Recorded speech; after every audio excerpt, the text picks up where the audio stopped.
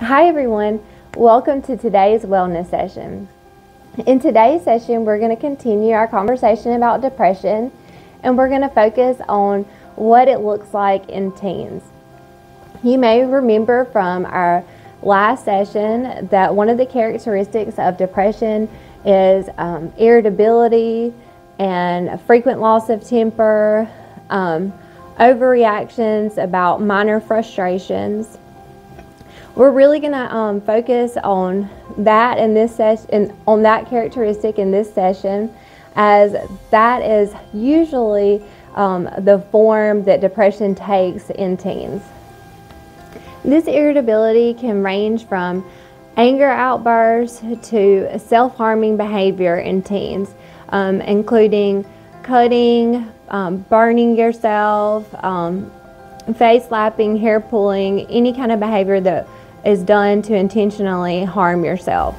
Teens whose depression presents in this form of irritability seem to be incapable of experiencing positive feelings, as they get stuck, as their feelings get stuck going back and forth between that anger and irritability and feeling down and sad or hopeless, without any without any positive feelings of contentment or happy, confident, proud feelings mixed in. So why do teens experience more anger with their depression? Research suggests that for some individuals, it's easier to experience or express anger than it is to experience or express feelings of deep sadness or the complications of grief. Typically, anger is a feeling that's expressed and experienced externally. So it makes sense that it'll be easier for teens, and they would be more comfortable expressing their anger towards others around them versus internally experiencing those painful feelings of sadness and hopelessness that they just don't know what to do with. As we all know, teenagers can be particularly moody and also a little irritable, which makes it a little more difficult for adults to notice or recognize when they may be experiencing depression or when they might need some help. So some things that adults can notice is when they are withdrawing from friends, family, and loved ones, or when they stop participating in activities that they used to participate in or that they used to enjoy. And they can also pick up on things like changes in their eating patterns, sleeping patterns, or any changes with their moods or behaviors. So now I'm going to share a couple of signs that their irritability or anger may be linked to depression. And the first one is that if their irritability is more consistent than conditional. An example of conditional irritability would be if a teen is asked to do something they don't want to do, and their response to that is in the form of irritability or anger. So this could be like asking them to turn off their electronics or participate in family game night when they had other plans made with their friends. An example of more consistent irritability would be if the teen responds to most situations with irritability or anger across a variety or across all environments, really. So at home, most of the time they're presenting with irritability and anger. At school, irritability and anger. Same thing for any extracurricular activities or anything they're involved in outside of school, whether it be sports, clubs, work. They're demonstrating or expressing irritability and anger a lot.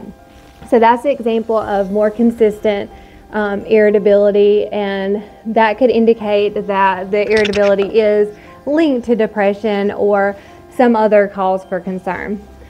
I do want to note to parents that if you find that your teen is consistently, or you feel like they're consistently irritable at home, but you consult with teachers or other school professionals and find that they're not seeing that at school, and maybe you talk to a coach or a club sponsor and they're not seeing any of this irritability or anger either, then it may not be a cause for concern if they're only experiencing it at home.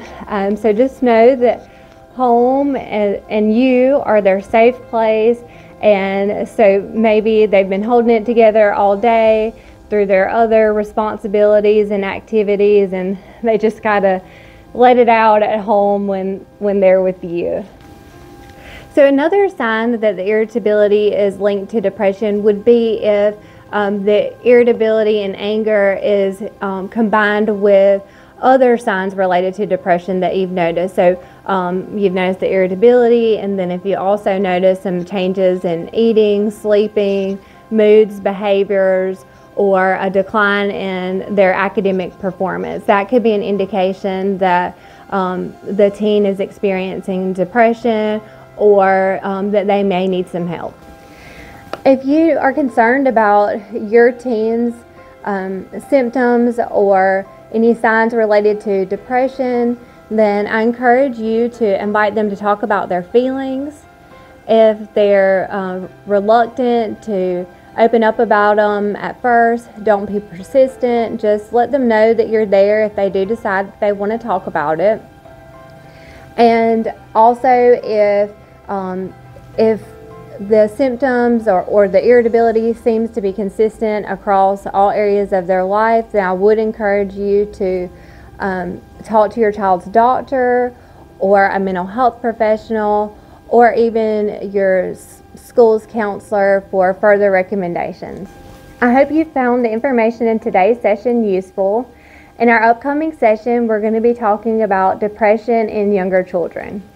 Thank you for joining today's session, and I hope you'll stay tuned for our upcoming sessions.